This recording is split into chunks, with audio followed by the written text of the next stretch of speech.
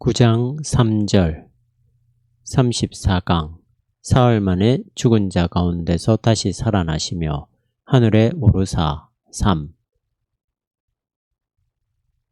우리는 지금 부활에 관한 이야기를 하고 있습니다. 기독교 신앙에서 가장 핵심적이면서도 종종 잊어버리는 이야기입니다. 이게 문제지요. 보통 우리들은 신앙생활을 할 때 교회의 업무와 거기서 주어지는 신앙생활의 메커니즘에만 몰두해요. 예배를 어떻게 드리고 성수주일은 어떻게 해야 하되고 헌금을 어떻게 드리고 교회 조직 안에서 우리가 어떻게 활동해야 하고 등등 그런 것들입니다. 실질적으로 부활 문제를 신앙의 중심에 놓는 경우는 많지 않습니다. 그게 한편으로는 이해가 됩니다.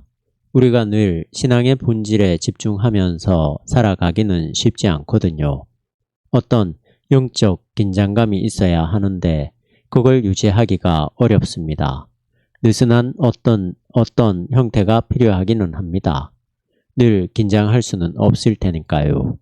그러한 상태에서는 그냥 교회에서 주어지는 구조나 질서 안에 그냥 머물러 있는 거죠. 그리고 우리들의 종교적 호기심에 우리 마음을 쏟게 됩니다.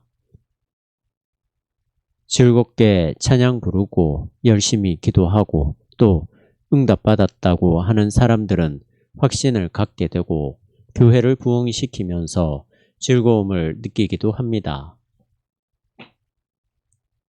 신자들끼리 만나서 재미있게 보내기도 하고요. 그러한 재미도 있어요. 그건 어쩔 수 없는 것 같습니다. 그렇기 때문이라도 우리는 신앙의 가장 중요한 문제를 시시때때로 되돌아봐야 되고 그쪽으로 돌아가야 되는 거예요. 이거는 억지로라도 그렇게 해야 될 필요가 있습니다.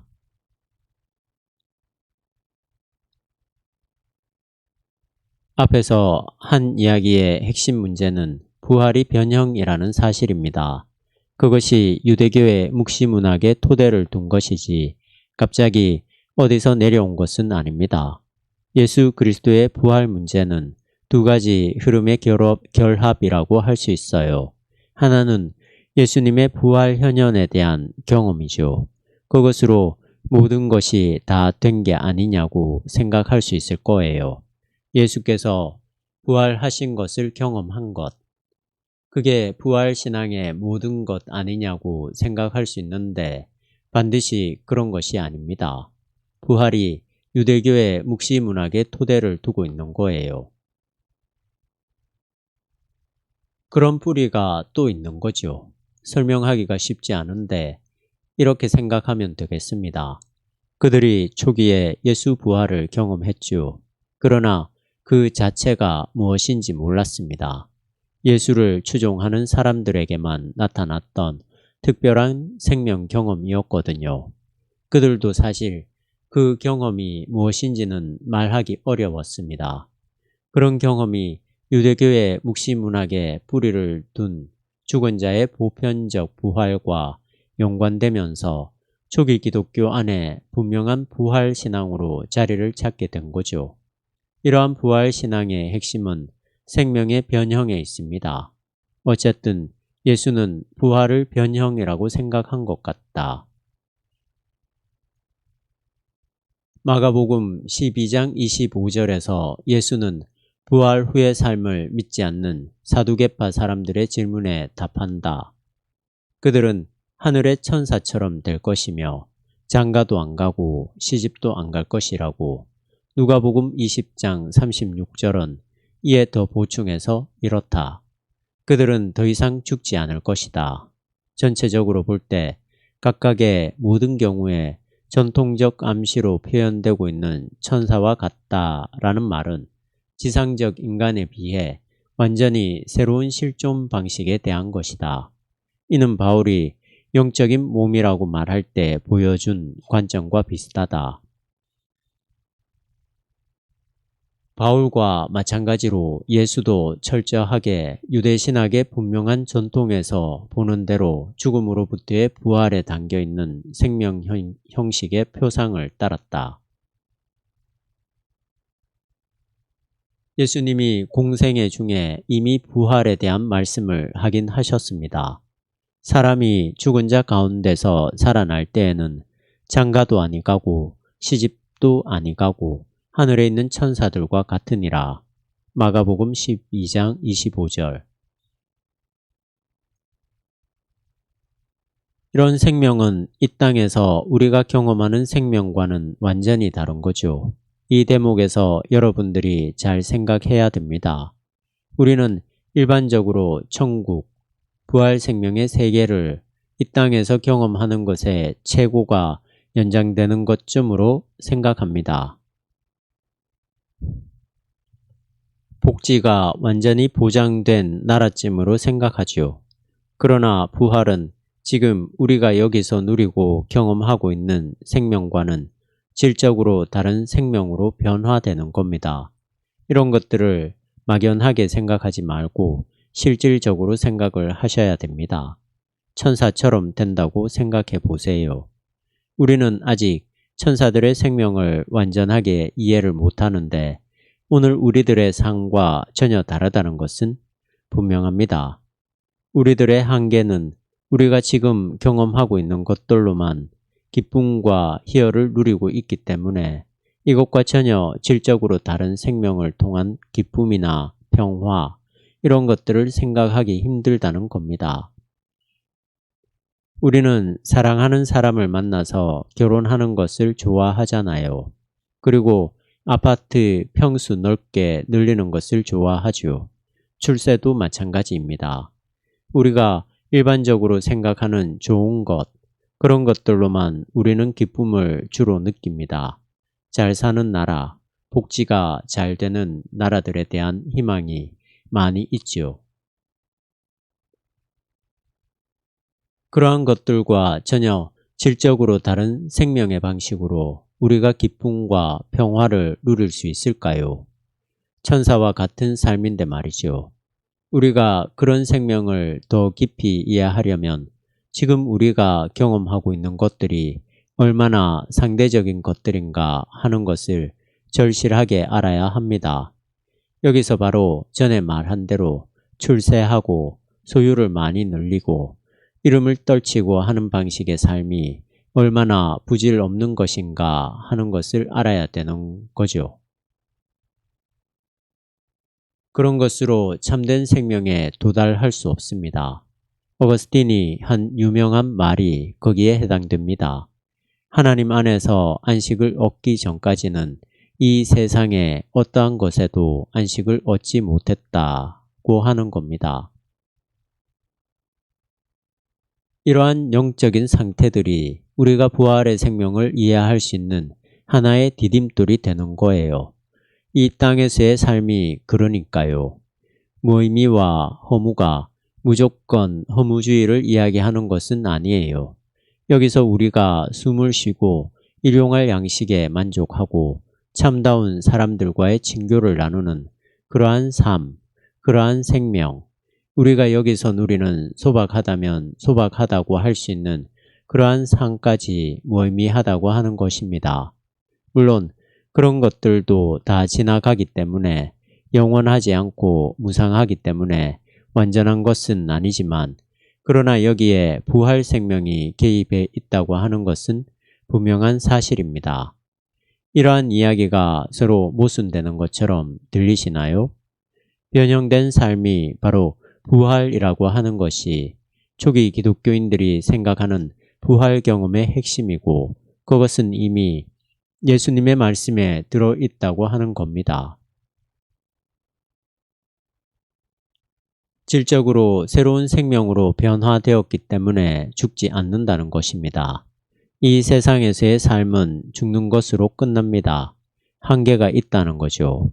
이러한 것들이 변형된다고 하는 것은 이 땅의 생명을 가장 분명하게 결정짓는 죽음을 넘어서는 혹은 그러한 것들이 극복되는 생명이라고 할 수 있습니다. 이걸 꼭 기억하십시오. 완전히 새로운 실존 방식, 그런 쪽으로 생각이 빨리 확장되기를 바랍니다. 그런 것들이 되지 않으면 우리는 기독교 영성 안으로 들어가기가 참 힘이 들어요. 비유적으로 설명해 드리겠습니다. 우리가 지금과 같이 이러한 방식, 즉 사람으로 사는 것이 아니라 바위로 변화된다고 하면 어떨까요? 바위는 전혀 다른 실존 방식이죠. 우리는 바위를 굉장히 답답하게 생각하겠죠. 한자리에 앉아서 미동도 하지 않은 채 먹지도 않고 마시지도 않고 취미 생활도 없고 정말 무미건조하게 생각하고 무시할 수 있습니다. 그걸 일단 극복해야 돼요. 우리는 우리에게 익숙한 이러한 삶, 이러한 방식, 이런 것에 고착되어 있습니다. 하나님의 생명을 우리 방식으로 절대화하는 거죠. 그걸 넘어서야 됩니다. 묵시문학 문서에서 그 골격이 잡혀 있는 것처럼 죽은 자의 부활에 대한 희망이 형성됨으로써 바울은 일찍이 예수의 다른 제자들에게 나타난 일이 없었던 반면에 자신에게 나타난 그런 특별한 사건이야말로 부활 신앙에서 볼 수 있는 현실성이라고 부를 수 있었다.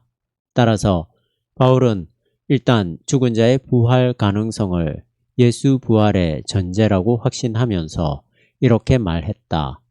죽은 사람들이 살아나는 일이 없다면 그리스도께서 살아나신 일도 없었을 것입니다. 고전 15장 16절.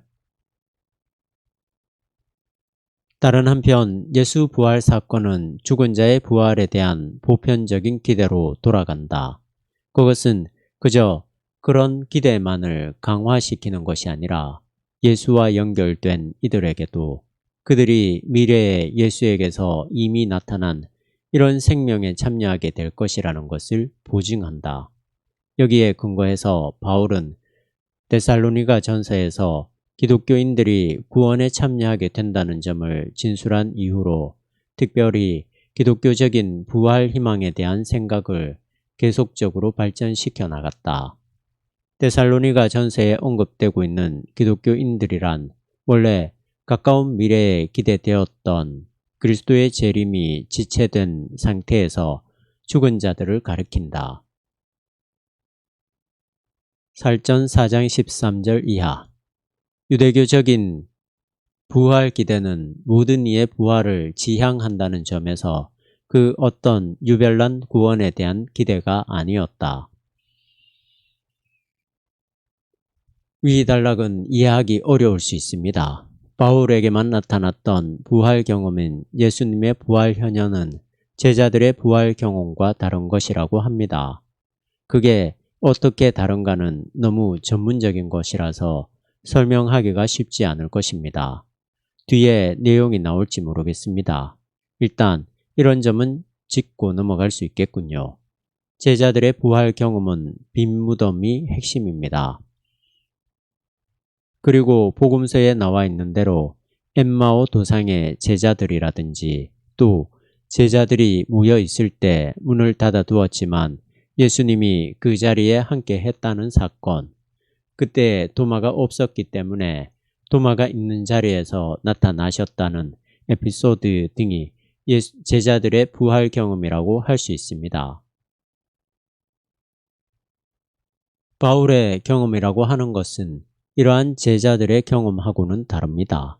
물론 사도행전에 기록되어 있는 다메섹 도상에서의 부활 경험은 제자들의 경험과 유사한 점이 있습니다. 그렇지만 그 다메섹 도상에서의 바울의 경험이라고 하는 것은 그렇게 사실적인 근거가 있는 이야기는 아니죠. 사도행전은 바울이 직접 쓴 이야기가 아니라 바울이 죽은 다음에 세월이 많이 흐르고 바울이 세운 공동체의 후대의 제자가 바울을 예루살렘에 있는 초기의 가장 중요한 공동체와 깊숙이 연결되어 있다고 하는 사실을 변증하려고 쓴 것이지요. 이야기가 복잡해지지요. 거기까지 나가면 힘들어지니까 그만두겠습니다. 사도행전에 있는 이야기보다도 바울의 직접 진술이 중요하거든요. 사도행전에 묘사되어 있는 바울하고 바울이 직접 쓴 편지에 나타난 바울의 모습은 여러 가지 면에서 차이가 있습니다. 그건 여러분들이 아실 거예요. 예수님의 부활에 대한 경험도 사도행전과 바울의 직접 편지, 고린도전서 15장 등 바울의 직접 편지 사이에 차이가 있습니다. 바울의 부활 경험은 제자들의 경험보다는 훨씬 더 유대 묵시문학적인 전통에 근거한 죽은 자들의 일반적이고 보편적인 부활과 연관되어 있습니다. 바울과 일반 제자들 사이의 경험이 어떻게 다른가 하는 부분들은 제가 더 이상 말씀드리기 힘들겠군요. 제가 말씀드리려다 보니까 이 부분으로도 연구를 하면 굉장히 중요한 어떤 것들을 찾을 수 있을 것 같습니다. 여기에 대한 연구 논문들이 있는지는 잘 모르겠습니다. 아마 있을 거라고 예상이 되는데 있다고 하더라도 또 어차피 연구될 부분들이 있을 테니까 그 정도 하고 넘어가죠. 이 기대는 한편으로 구원의 길이며 다른 한편으로는 심판의 길이었다. 그러나 부활이 구원의 현실성으로 작용하는 경우에 이것은 모든 이들에게 약속된 것이 아니라 오직 의로운 사람에게만 약속된 것이다. 누가 하나님의 새로운 생명의 구원에 참여하게 될 것인가에 대한 질문이 항상 남아 있었다. 유대 전승에서는 이 질문이 율법적 관점에서 해석되었다면 기독교인들에게는 예수가 구원에 참여할 수 있는 증거로 작용했다. 예수의 부활은 신앙을 통해서 예수와 연결되어 있는 이들에게 이미 예수에게 발생한 생명이 임하게 될 것이라는 사실을 확증하고 있다. 이때 바울이 분명하게 인식하고 있는 것처럼 부활에 대한 기대는 이미 구원에 대한 희망이 된다. 특별히 부활에 대한 기독교적 희망이 십자가에 달렸다가 부활한 자와의 일치해서 그 기초를 다졌음에도 불구하고 그것은 죽은 자의 부활에 대한 기대가 진리라는 사실을 전제하고 있다. 이 전제는 이미 예수 부활의 사신에 기초하고 있다. 여기서 보충 설명이 좀 필요할 것 같기는 한데 자세하게 하기는 힘들겠어요. 한마디로 말하면 이렇습니다. 이렇게 예수 부활에서 구원의 희망을 분명하게 가졌지만 동시에 묵시문학에서 이야기하고 있는 죽은 자에 대한 부활, 죽은 자의 부활에 대한 기대, 이것도 옳다고 하는 사실을 중요하게 생각했다는 겁니다.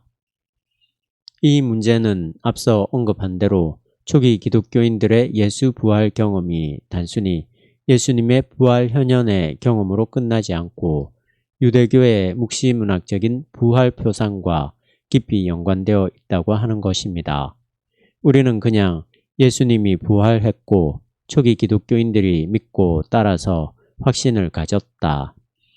우리도 다 그렇게 산다. 그렇게만 머물고 있잖아요. 머물고 말잖아요. 그게 그렇게 끝나는 것이 아니라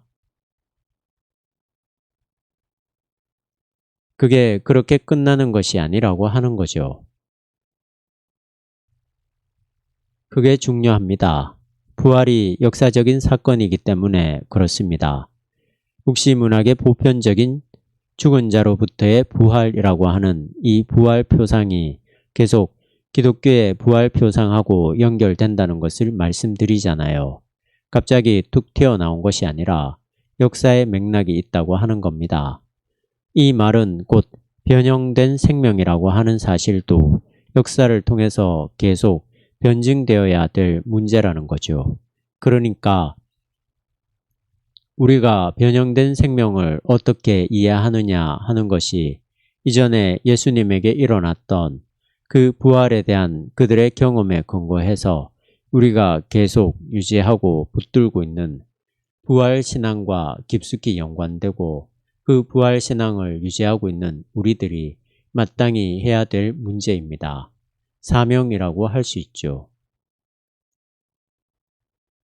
오늘 어떻게 이 변형된 생명인 부활이 역사 안에서 해명될 수 있느냐 하는 것에 대한 질문과 대답을 계속해야 되는 것입니다. 마지막 문장에 나오는 예수 부활의 사신은 Der Botschaft von der Auferstehung Jesu의 번역입니다. 예수의 부활에 대한 복음 선포 또는 그 내용이라고 이해하면 됩니다. 예수 부활의 사신에 대한 신뢰성 문제는 죽은 자가 부활하리라는 기대에 대한 일반적 질문에 달려 있다. 이러한 사실은 오늘날 기독교의 부활절 전승을 역사적으로 판단하도록 한다. 죽은 자가 죽은 상태로 머물러 있고 죽음이 완전한 마지막이며 또한 죽음으로부터 깨어나는 것과 같은 그 무엇이 어떠한 의미에서도 역시 일어나지 않거나 한 번도 일어날 수 없다는 전제로부터 출발한다면 예수 부활에 대한 기독교 사신이 진리론적인 점에서 매우 강한 편견에 빠지게 된다. 따라서 부활에 대한 증거를 보다 정확하게 하려는 노력은 전체적인 차원에서 판단하는 게 중요하기 때문에 더 이상 개인들에게 해당되는 문제는 아니다. 역사가에게 주어진 의무와 중요한 과업이 바로 이런 노력에 놓여 있다. 모든 인간이 미래에 얻게 될 부활이나 혹은 의로운 자들이 죽음으로부터 부활할 것이라는 일반적인 기대가 의미심장하게 다루어질 경우에만 또한 그 부활이 인간 현실성의 현대적 이해와의 연관 속에서 생각될 수 있는 경우에만 기독교의 부활절 사신이 보도하고 있는 그러한 사건의 가능성이 실제로 진지하게 다루어질 수 있다. 역사 안에서 일어나는 기독교의 신앙과 이 세계를 연결시켜서 해명하는 역할을 해야 한다는 점에서 역사가는 신학자라고 할 수 있습니다. 만약 자연과학이 죽음으로 모든 것이 끝난다는 사실을 완벽하게 해명한다면 기독교의 부활신앙은 토대를 완전히 상실하게 됩니다. 그러나 의로운 자들이 죽음으로부터 부활할 것이라는 기대가 정말 의미심장하게 언급되는 경우에는 뭔가를 말할 수 있는 겁니다. 이것은 결국 현실, 리얼리티를 오늘날 어떻게 이해하느냐와 연결됩니다. 이 문제를 신학이 자연신학과 충분하게 대화할 수 있다면 부활 문제도 논의 토대를 얻게 되는 겁니다. 바울이 2000년 전에 짚은 문제가 이것입니다. 죽은 사람들이 살아나는 일이 없다면 부활은 더 이상 어떻게 해볼 수 없는 문제인 거죠. 그렇지 않다고 하는 것이 전제되어 있다는 거죠. 이미 유대교의 부활이 묵시문학적 사상에서 나온 것이고 오늘의 자연과학에서도 그러한 논의의 가능성을 우리가 찾아야 되는 것이죠.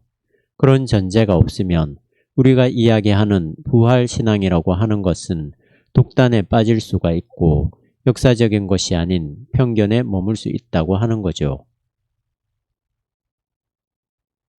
그러니까 여기서 중요한 것은 죽음으로 모든 것이 끝나는 것이 아니라는 사실에 대한 충분하고 진지한 그리고 의미심장한 논의 안으로 들어가는 겁니다. 이러한 면에서 볼 때 원래부터 폐쇄되어 있지 않은 하나의 가능성을 의식하는 토대에서만 예수의 부활에 대한 질문은 역사적으로 진지하게 다루어질 수 있다.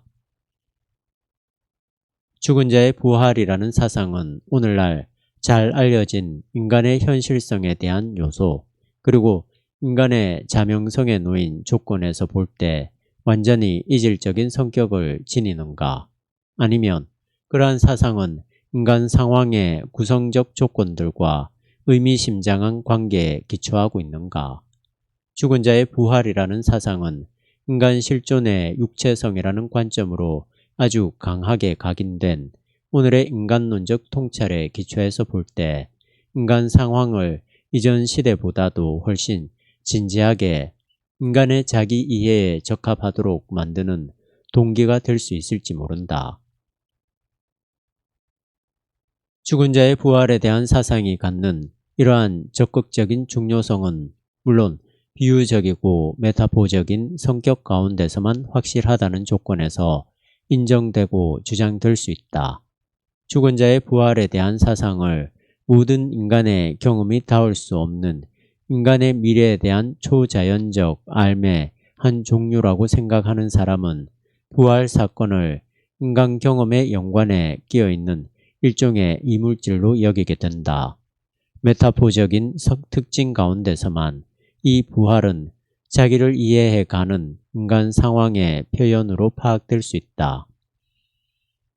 우리는 우선적으로 우리의 현 존재에 대한 궁극적 질문을 그림과 메타포 형식에서 인식하게 되며 또한 어떠한 그림으로 우리가 우리 생명의 의미나 무의미를 표현할 수 있는지 그 길을 찾아가는 문제가 결코 쓸데없는 일은 아니다. 비유적으로 말한다고 해서 말하는 자에게 현실성 문제가 중요하지 않다는 것을 뜻하는 것은 아니다. 오히려 부활의 그 낯섦 때문에 일단 비유적 언급을 통해서 거론할 수밖에 없는 그 현실성이 중요하다. 자칫하면 부활 사건이 현대인들에게 뭔가 불편한 이물질 비슷한 것으로 받아들여질 수 있다는 표현이 재미있군요. 부활을 마술 같은 어떤 현상점으로 생각하는 거죠. 이런 잘못된 이해가 일반 평신도에게 만연해 있습니다. 마술사가 죽은 사람을 살리는 것처럼 생각하는 거지요. 모든 동물 중에서 인간에게 속한 특징은 고유한 죽음의 불가피성을 안다는 점이다. 그와 똑같이 인간에게 본질적인 것은 자기 현존의 한계를 넘어 인간 운명의 완성에 대해서 드러나게 질문한다는 점이다. 이러한 인간의 운명은 개인적 생명에서 기껏해야 단편적으로 이루어질 뿐인 그것이다. 이 한계를 알아야만 그 운명을 뛰어넘을 수 있다. 이런 알미 없이는 그것이 전혀 성취될 수 없다. 물론 죽음의 한계를 극복하는 것은 항상 머릿속으로만 성취될 뿐인데 이러한 방법으로는 목표도 없고 불안정한 광신 밖에는 아무것도 나올 게 없다는 판단으로 인해서 많은 비판을 받을 수 있다. 그러나 죽음의 완성에 대한 질문이 없이는 죽음의 차 안에 속한 생명도 의미를 상실하게 된다. 이에 반해서 죽음을 뛰어넘는 희망의 불빛 가운데서 우리의 지상적 삶은 보다 거대한 그러나 여전히 비밀 가운데서 은폐된 전체의 단편으로서 제시된다. 뿐만 아니라 우리는 죽음의 피 안에서 무엇이 우리를 기다리고 있는지, 즉 우리의 현재적 경험에 숨겨져 있는 현실성의 차원에서 무엇이 기다리고 있는지 모르고 있다. 그렇지만 인간은 자신의 인간적 운명을 확인하기 위한 표상을 획득하려고 거듭해서 시도했다. 이 표상은 우리 생명의 유한성에서 결코 완성될 수 없는 그것이다. 죽음을 뛰어넘는 희망의 불빛이란 죽은 자들의 보편적인 부활을 말하는 것이죠. 거기서만 오늘 우리가 살아가는 이 땅에서의 삶은 비밀 가득한 가운데서 은폐의 방식으로 개입된 생명 전체의 부분으로 제시된다고 합니다. 그러한 표상의 하나가 유대인들의 묵시문학에 있는 죽은 자의 보편적 부활이라고 하는 겁니다. 이러한 묵시문학적 부활이 초기 기독교에서 새로운 생명의 현실성을 얻게 된 거죠. 예수의 부활 생명이라고 하는 것입니다. 여전히 기대와 희망이고 표상에 머물렀던 유대인들의 부활 사상이 초기 기독교에서 선취된 생명으로 현실성을 확보하게 된 겁니다. 모순적이라고 생각하실 분도 있을 것 같습니다. 묵시문학이 그러한 부활 생명에 대한 표상이라고 한다면 기독교의 부활 경험도 역시 그러한 표상이지 무슨 차이가 있느냐고 말할 수 있습니다. 거기에 대해서는 나중에 이 장이 끝날 즈음에 대답이 주어질 거라고 봅니다. 그때까지 이 질문에 대한 대답을 미루어 두는 것이 좋을 것 같습니다. 부활표상이라고 이야기할 때 자칫하면 실질적인 것 하나 없이 그냥 그런 생각이야 어디든지 많이 있는 게 아니냐 하고 생각할 수 있거든요. 구약 성서의 많은 부분들이 바빌로니아와 페르시아의 영향을 받았고 신약 성서와 초기 기독교 신학, 교부들의 신학도 로마, 헬라 철학의 영향을 많이 받았거든요. 그렇기 때문에 성서와 초기 기독교 신앙이 주변에 있는 다른 종교나 철학 사상 그런 것하고 크게 다를 게 없다는 오해를 받을 수 있습니다. 이걸 더 설명하려면 할 수는 있는데 더 복잡해지니까 간략하게 윤곽만 말씀드리겠습니다. 지금 설명된 그러한 점에서 기독교는 주변의 다른 사상들과 경쟁 관계에 있는 것은 분명합니다. 왜 기독교가 다른 사상이나 종교가 이야기하고 있는 진리의 근거들이 오롯이 확보하고 있으면서도 독보적인 신앙 체계인가 하는 것에 대해서 꾸준히 우리는 변증해야 되고 논쟁해야 되겠죠. 그것은 종말까지 계속되어야 될 문제입니다. 우리만 오르니까 주변과 대화하지 않고 입 다물고 큰소리 친다고 해서 문제가 해결되는 것이 아닙니다. 기독교는 늘 주변 세계와 열린 자세로 대해왔기 때문에 그것을 계속해야 됩니다.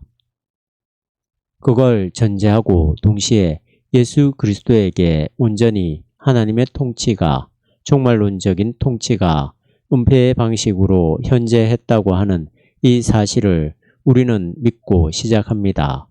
그런 점에서 우리는 연역적인 거죠. 그 신앙, 예수에게 임한 하나님의 구원 계시, 이것들을 우리가 기독교 전승에 따라서 사도적인 전승에 따라서 우리가 믿고 시작하는 거죠. 그런 점에서 연역적인 거죠. 그러나 이것이 참된 진리라고 하는 것을 변증하기 위해서는 주변의 철학, 종교 사상들과 치열한 논쟁을 피하지 말아야 한다는 점에서 귀납적이라고도 할 수 있습니다.